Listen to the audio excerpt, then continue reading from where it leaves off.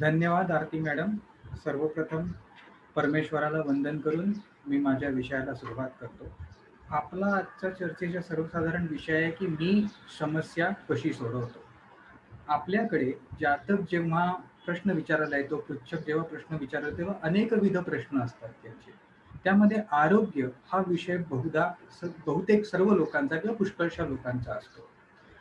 मग पत्रिका पाहून आपण आरोग्य कसं असेल जातकाचं, एखादा आजार जातकाला होऊ शकतो का? तो कुठल्या प्रकारचा आजार होऊ शकतो? काय त्याचं प्रमाण असेल? कुठल्या शरीराच्या भागाला आजार होऊ शकतो का? हे आपण या पद्धतीने कृष्णमूर्ती पद्धतीने जाणून घेणार आहोत. आता सर्वसाधारणपणे आपण जर बघितलं तर कुंडली विश्लेषणाच्या सर्वसाधारणपणे दोन पद्धती आहेत. एक आहे पारंपरिक पद्धती आणि दुसरी आहे कृष्णमूर्ती पद्धती. पारंपरिक पद्धतीमध्ये सर्वसाधारणपणे पराशरी, अष्टकवर्ग, जेमिनी, भृगुबिंदू असे अनेक उपप्रकार येतात. तर कृष्णमूर्ती पद्धती म्हणजे मद्रास, तत्कालीन मद्रास, आताचं चेन्नई असलेल्या मद्रासच्या एका सुप्रसिद्ध आणि विद्वान ज्योतिषी के एस कृष्णमूर्ती यांनी आपल्या चिकित्सक, संशोधक तसेच तौलनिक अभ्यासाने एक नक्षत्र स्वामींच्या अनुषंगाने एक पद्धती विकसित केली. त्या पद्धतीला कृष्णमूर्ती पद्धती असं म्हणतात. आणि ही पद्धती कृष्णमूर्तींनी आपल्या आयुष्यभर प्रचार आणि प्रसार केला. आपण आता आरोग्याचे प्रश्न कृष्णमूर्ती पद्धतीने कसे सोडवू शकतो हे आपण पाहूया. कृष्णमूर्ती पद्धतीमध्ये नक्षत्र स्वामी आणि उपनक्षत्र स्वामीला विशेष महत्व आहे. कृष्णमूर्ती असं म्हणतात की ग्रह हा नक्षत्र स्वामीप्रमाणे फळ देतो, म्हणजेच नक्षत्र स्वामी, ग्रहाचा नक्षत्र स्वामी हा फलनिर्देशक असतो.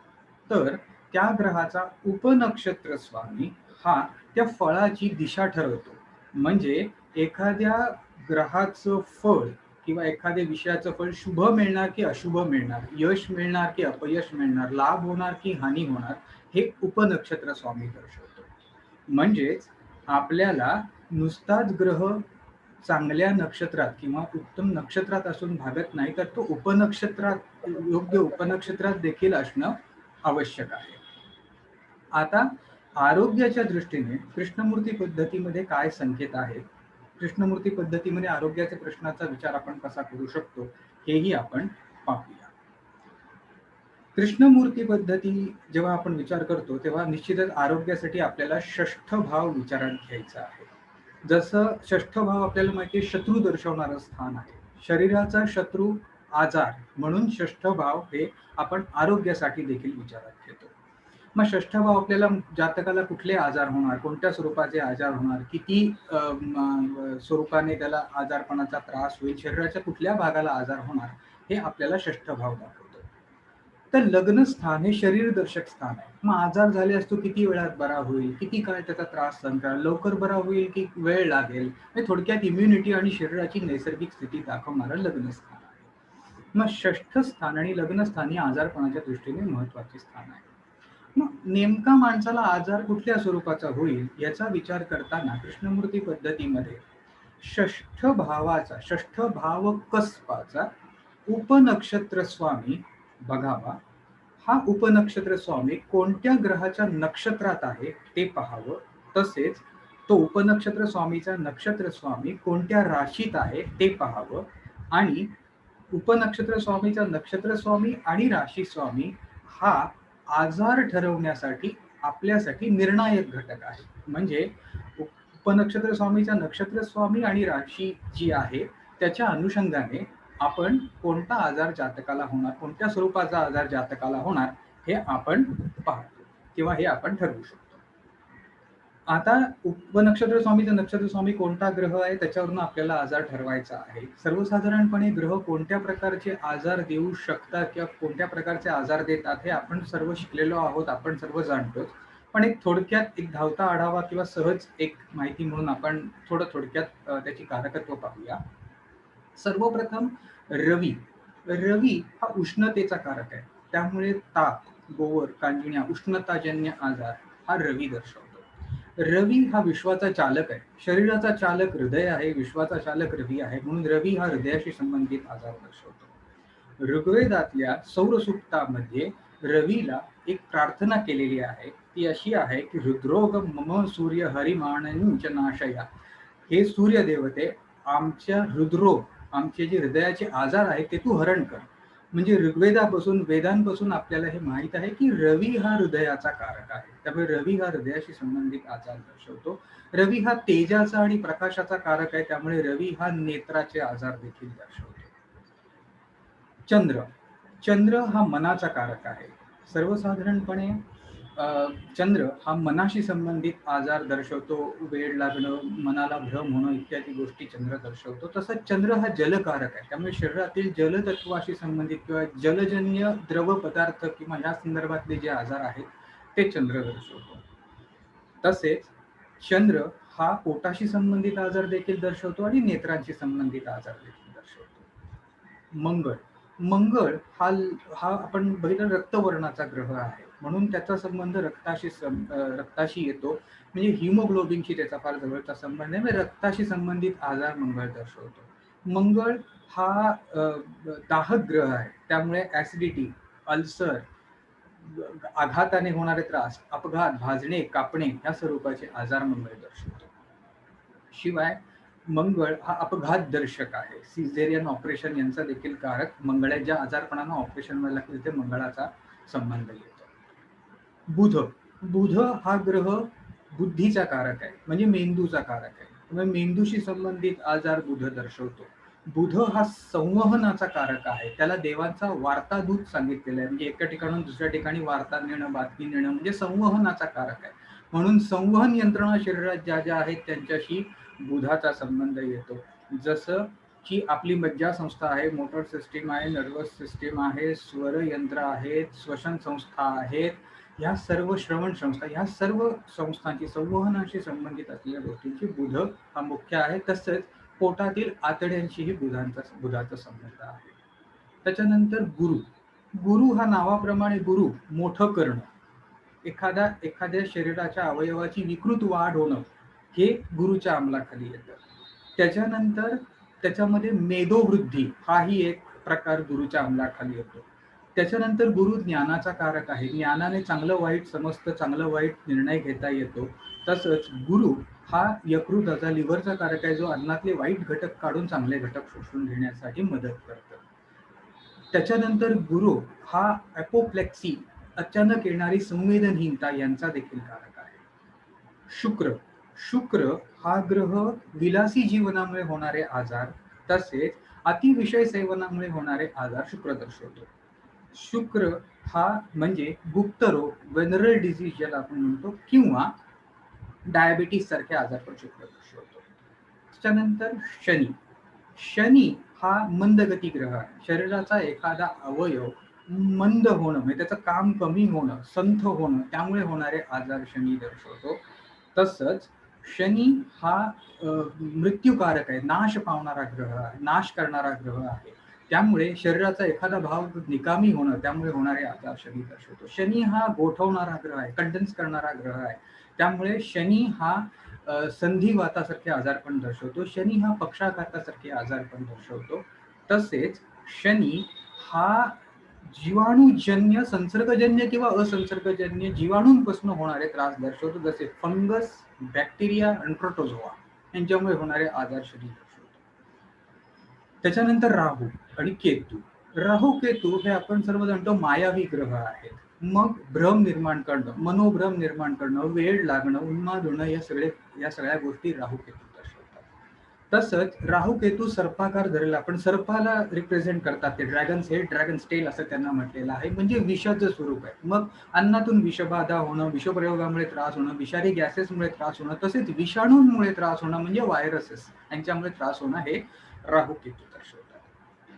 केतू, काही ग्रंथांमध्ये असंही आढळतं की केतू हा दैवी पीडेमुळे होणारे आजार पण देखील केतू दर्शवतो. या स्वरूपाने आपण ग्रह आणि त्यांनी कुठले आजार सर्वसाधारणपणे दाखवलेले आहेत, की कुठले आजार माणसाला होऊ शकतात या अनुषंगाने आपण विचार करू शकतो. अर्थात ही लिस्ट एक्झॉस्टिव्ह नाही आहे, ही परिपूर्ण नाही आहे, इंडिकेटिव्ह आहे, सांकेतिक आहे. त्यामुळे आपण आपल्या सर्वांना माहितीच, फक्त एक उदाहरण म्हणून मी आपल्या पुढे ठेवतो. मग आता आजार कुठले होतील हे आपण पाहिलं. मग आजार हे सर्वसाधारणपणे कधी होणार हे कसं शोधू शकतो आपण? तर पुन्हा कृष्णमूर्तींच्या संकेताप्रमाणे आपल्याला षष्ठ भावाचे कार्येश ग्रह विचारात घ्यायचे. आता षष्ठ भावाचे कार्येश ग्रह एकापेक्षा जास्त असू शकतात, किंबहुना असतातच पुष्कळ वेळेला. मग त्याच्यापैकी नेमका कुठला ग्रह आपण निवडावा किंवा कुठला ग्रह हा हे दर्शवणार आहे यासाठी कृष्णमूर्ती, कारण षष्ठ स्थान हे केवळ आजार दाखवत नाही, हे नोकर नोकरी दोन्ही दर्शवतं, हे कर्जासाठी पण महत्वाचं आहे, हे मातुळ घराणं मामा मावशीसाठी संबंधित आहे.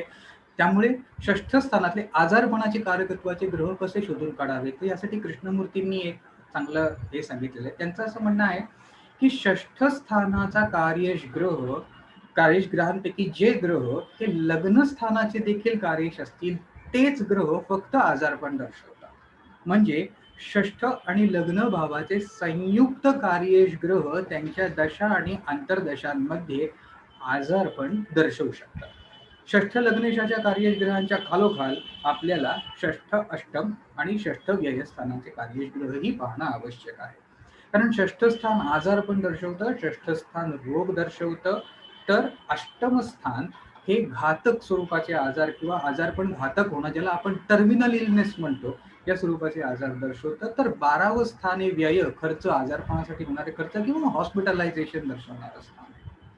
मग लग्नेश आणि षष्ठेश यांच्या कार्येश ग्रहांचा, या कार्येश ग्रहांचा संबंध जेव्हा अष्टम आणि व्ययस्थानाशी येतो तेव्हा आजारपण घातक होतं आणि त्याचा उपचारासाठी हॉस्पिटलामध्ये रुग्णालयामध्ये भरती व्हावं लागतं किंवा उपचार घ्यावे लागतात. आता आजारपणातून माणूस बरा कधी होणार? तर जसं 6, 8 हे आपण आजारपणासाठी बघितलं, 12, तसंच प्रथम स्थान, पंचम स्थान आणि एकादश स्थान ह्यांच्या, या ग्रहांच्या संयुक्त दशा अंतर्दशांमध्ये, संयुक्त कार्येश ग्रहांच्या दशा अंतर्दशांमध्ये माणूस आजारपणातून बरा होऊ शकतो. आता पंचम स्थान हे षष्ठ स्थानाचं व्ययस्थान आहे, आजारपणातून मुक्ती दर्शवणारं स्थान आहे. तर लाभस्थान हे षष्ठाचं षष्ठ स्थान हे रोगाची पूर्तता दाखवणार आहे. तर लग्नाचं लाभ आहे, लग्नस्थान शरीर दाखवतं, नैसर्गिक शरीर दाखवतं. तर 11वं स्थान शरीर जसं निसर्गतः प्राप्त झालेलं आहे तसंच पुन्हा परत सुस्थितीत कधी येणार हे दर्शवण्यासाठी 11वं स्थान विचारात घेणं महत्वाचं आहे. म्हणजे restoration of the body to its original state हे आपल्याला 11वं स्थानावरून समजतं. म्हणून 11, 5 आणि 1 या स्थानांच्या कार्येश ग्रहांच्या दशा अंतर्दशांमध्ये माणूस आजारातून बरा होऊ शकतो. या पद्धतीने आपण जेव्हा पाहतो तेव्हा आपल्याला आजारपण कुठलं येईल आणि कधी येईल आणि त्यातून माणूस बरा कधी होईल हे आपल्याला टप्प्याटप्प्याने समजतं. आता आपण एक उदाहरण घेऊन बघूया. मी एक कुंडली आपल्या समोर शेअर करतो आहे.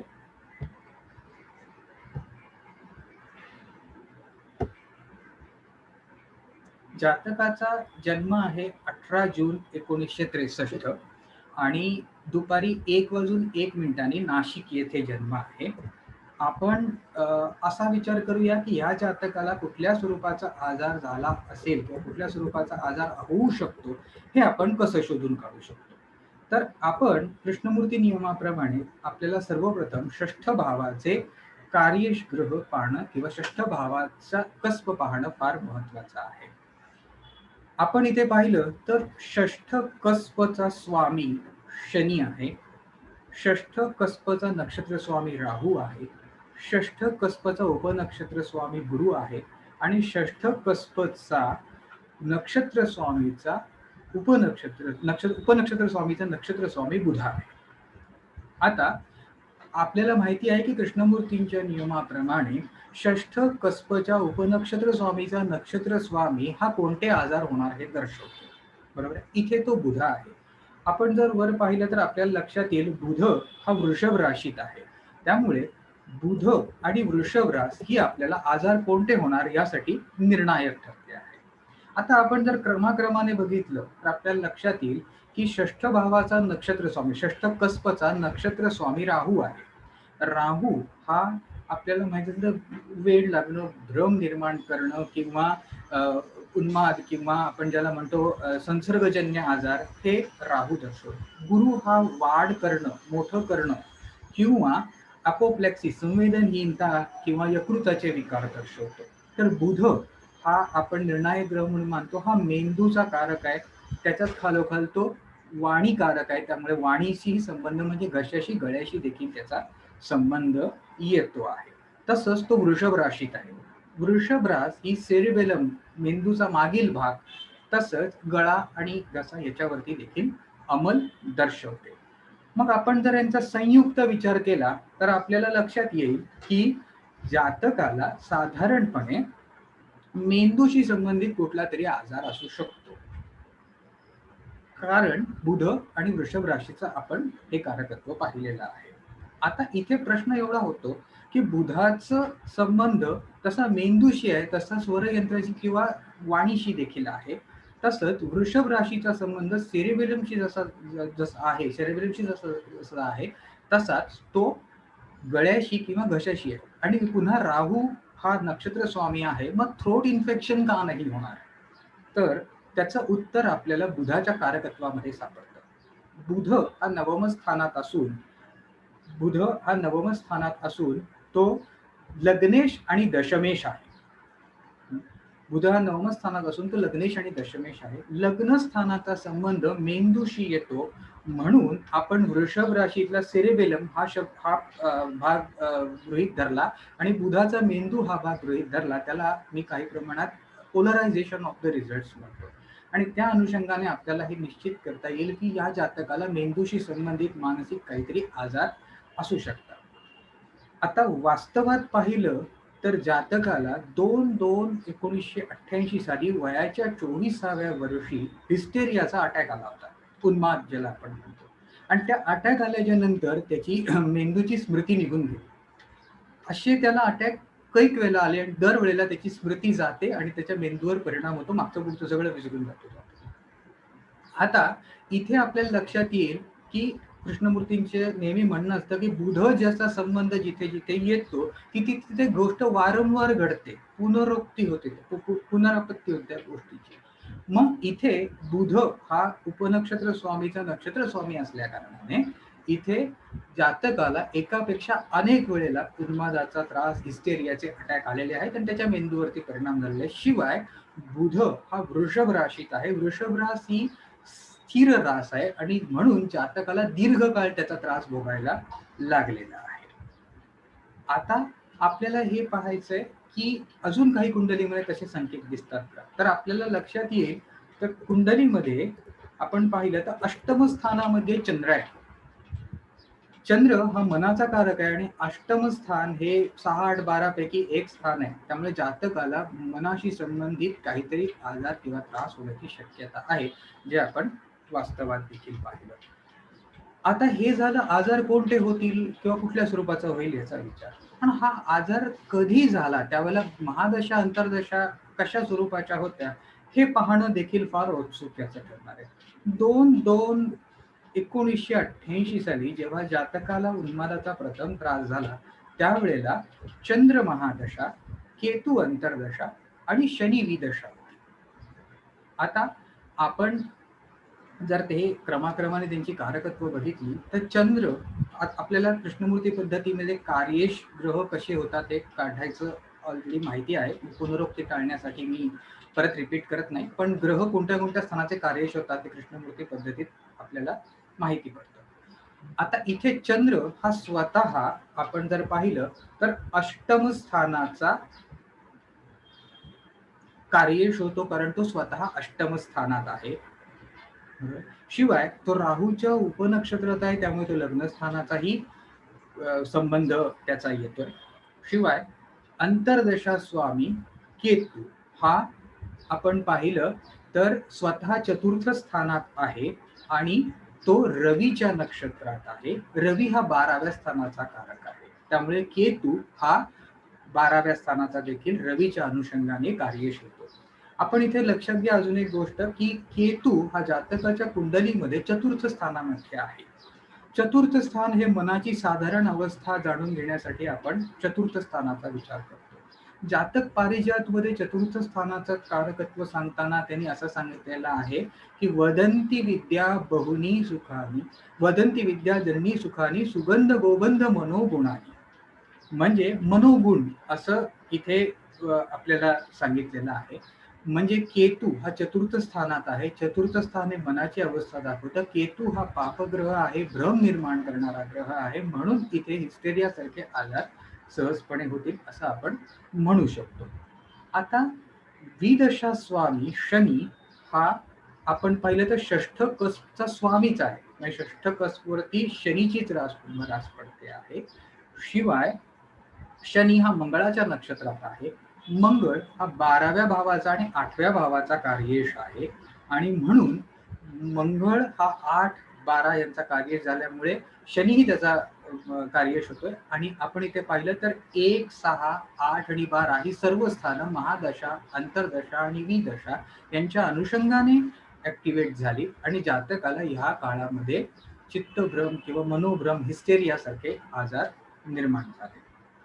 आपल्याला इथे जर कृष्णमूर्ती पद्धतीच्या अनुषंगाने पाहिलं तर आपल्याला कृष्णमूर्ती पद्धतीचा उत्तम पडताळा येतो की आजार कुठला होईल आणि तो कधी होईल हे आपण जर कृष्णमूर्तींचे नियम तंतोतंत पाळले तर निश्चितपणे सांगू शकतो. माझ्या मते पद्धत कुठलीही असो किंवा विचार करणे कुठलीही असो, विचारात कुठलीही पद्धत घ्या, त्याचे नियम योग्य रीतीने लावले तर आपण कुठल्याही पद्धतीने जातकाच्या प्रश्नाचं उत्तर सहजपणे देऊ शकतो. मात्र एकच गोष्ट इथे विशेष लक्षात घ्यावी की आपण पद्धत कुठलीही वापरू, विचार करण्याची जी पद्धत आहे ती कृष्णमूर्तींसारखी चिकित्सक, शोधक, संशोधक आणि तौलनिक अभ्यासाची असावी. म्हणजे जातकाचं प्रेडिक्शन करणं आपल्याला फार सोपं जावं, अशी कृष्णमूर्तींसारखी विचारसरणी आपण बाणावी हे मला विशेष करून वाटतं. मी फलज्योतिष अभ्यास मंडळाचे अध्यक्ष जकातदार सर, आरती मॅडम आणि पल्लवी मॅडमचे आभार मानतो की त्यांनी मला इथे बोलण्याची संधी दिली. तसेच श्रोतृवृंदांचा देखील मी आभारी आहे, त्यांनी माझं बोलणं ऐकून घेतलं. धन्यवाद.